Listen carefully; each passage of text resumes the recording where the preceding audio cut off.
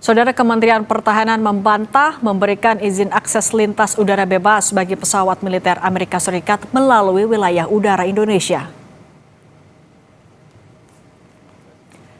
Dari proposal yang beredar, ada poin yang menyinggung pemberian izin akses lintas udara bebas bagi pesawat militer Amerika Serikat melalui wilayah udara Indonesia untuk operasi kontingensi, respons krisis, hingga latihan militer yang disepakati bersama.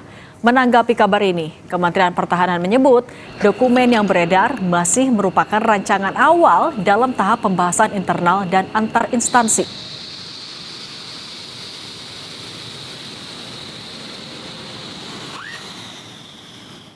Berdasarkan rilis tertulis Kementerian Pertahanan kepada Kompas TV, Kementerian Pertahanan menegaskan dokumen yang beredar saat ini merupakan rancangan awal yang masih dalam tahap pembahasan internal dan antar instansi. Dokumen tersebut bukan merupakan perjanjian final, belum memiliki kekuatan hukum mengikat. Kementerian Pertahanan Republik Indonesia menegaskan bahwa otoritas kontrol dan pengawasan atas wilayah udara Indonesia sepenuhnya berada pada negara Indonesia. Setiap kemungkinan pengaturan tetap menjamin kewenangan penuh Indonesia untuk menyetujui atau menolak setiap aktivitas di ruang udara nasional.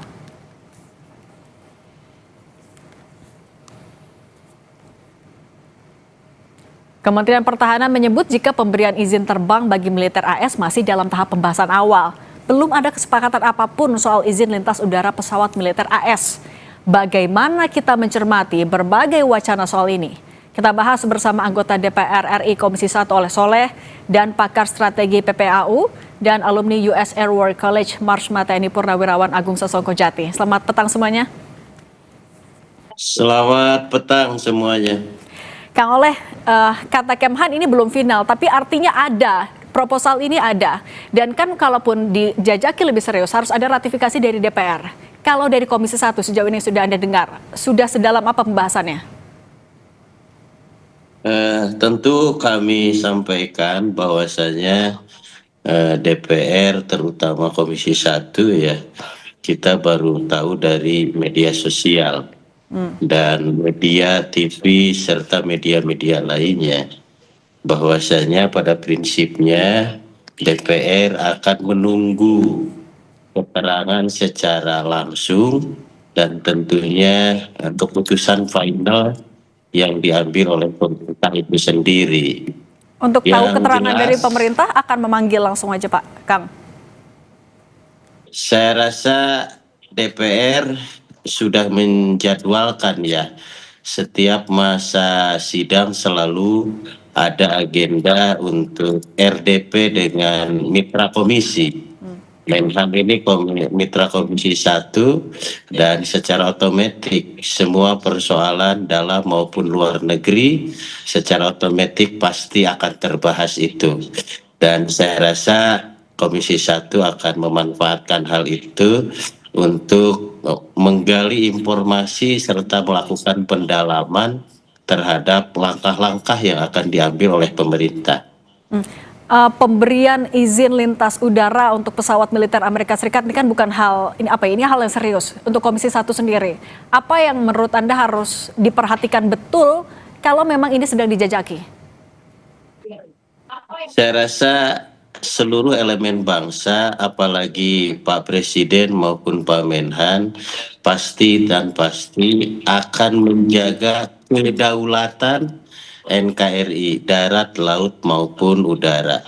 Saya rasa semua sudah komitmen bersama bagaimana kedaulatan ini betul-betul dijaga.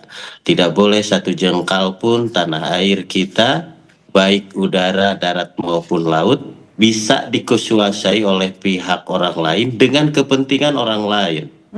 NKRI harus dipertahankan dan dipergunakan seluas-luasnya untuk keutuhan, kedaulatan, serta keamanan dan sekaligus kesejahteraan rakyat Indonesia.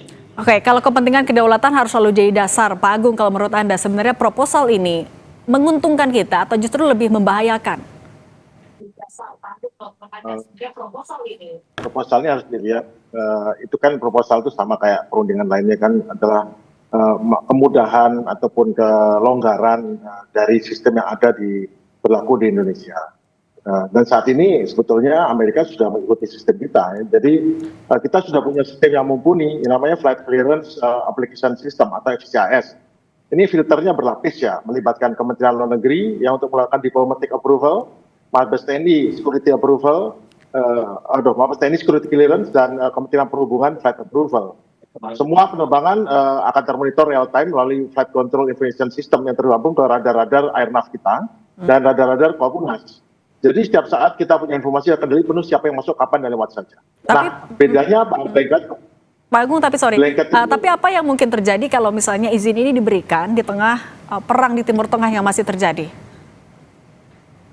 Ini kaitannya bukan dengan perang Timur Tengah, karena blanket overflight itu hanya bedanya dia menginginkan kecepatan yang lebih, kepercayaan yang lebih tinggi, sehingga dia mendapatkan sistem yang lebih cepat untuk mendapatkan perizinan lewat. Kita sudah cepat ya, kita 1 hari 2 hari, tapi kayaknya mereka memberikan sesuatu yang lebih cepat, yang memudahkan daripada 3 perizinan untuk lewat.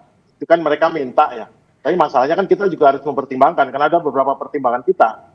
Karena ada risiko-risiko yang kita hadapi. Kalau Amerika minta seperti itu, yang lain juga minta, kan ada masalah juga timbul. Kalau itu terlalu mudah, makanya mungkin sebaiknya kita mempertimbangkan ini dengan memperkuat sistem FCAS kita, bukan dengan memberikan blanket overflight seperti yang mereka minta, tetapi juga tidak menyulitkan mereka untuk izinnya jadi berlarut-larut atau lama. Yang penting kita tahu dulu nih, apa yang dimaksud blanket overflight. Tapi Pak Agung, kalau menurut Anda, apa yang menjadi dasar Amerika Serikat mengajukan proposal ini dan minta ya kalau bisa ya ini segera bisa dilakukan? Apa kepentingan untuk Amerika Serikat yang begitu mendesak?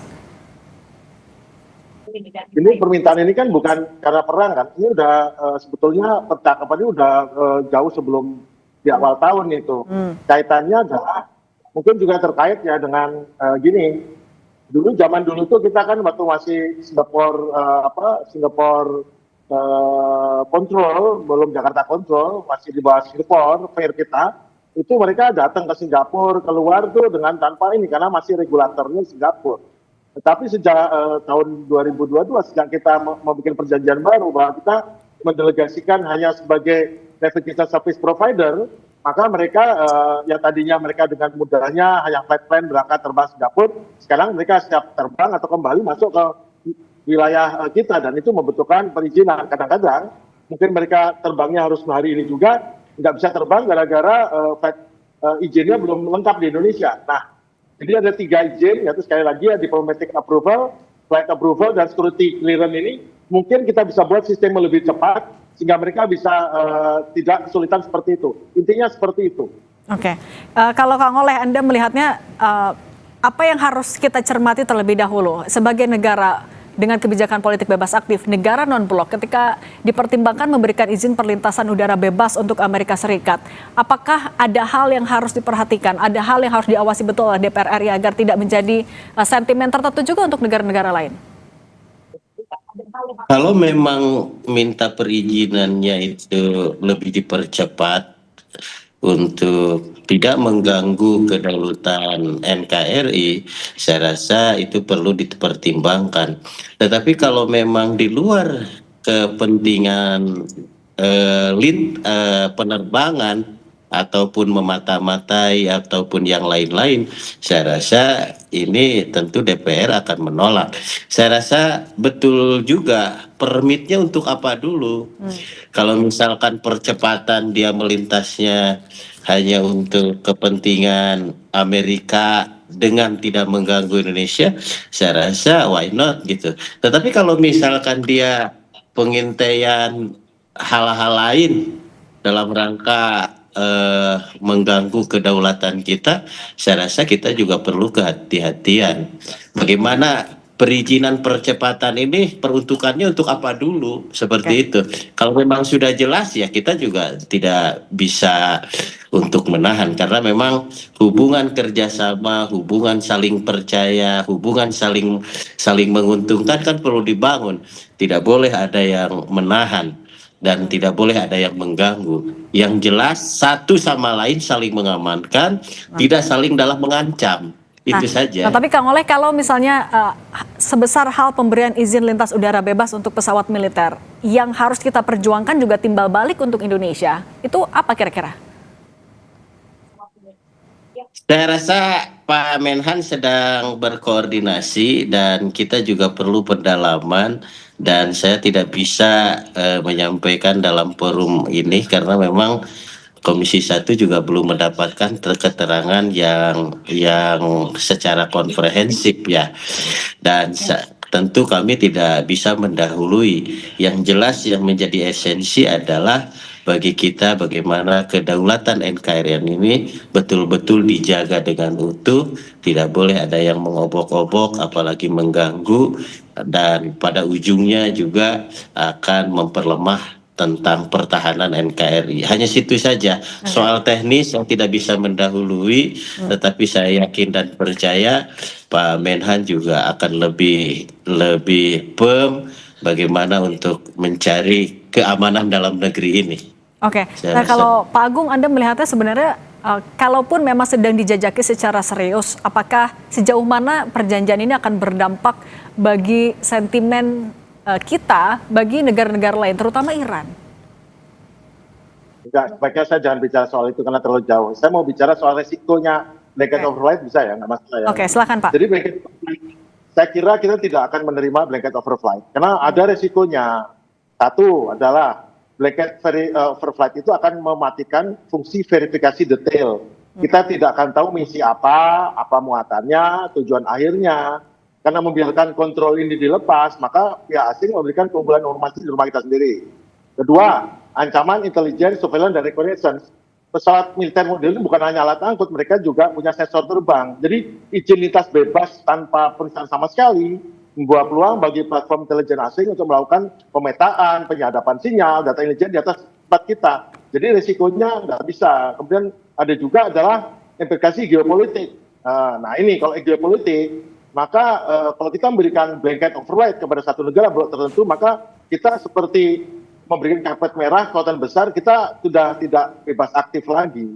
Jadi makanya sebaiknya kita jangan blanket override karena ada risiko seperti itu. Namun tentu kalau permintaan itu menyangkut kecepatan, itu masih bisa diperhitungkan.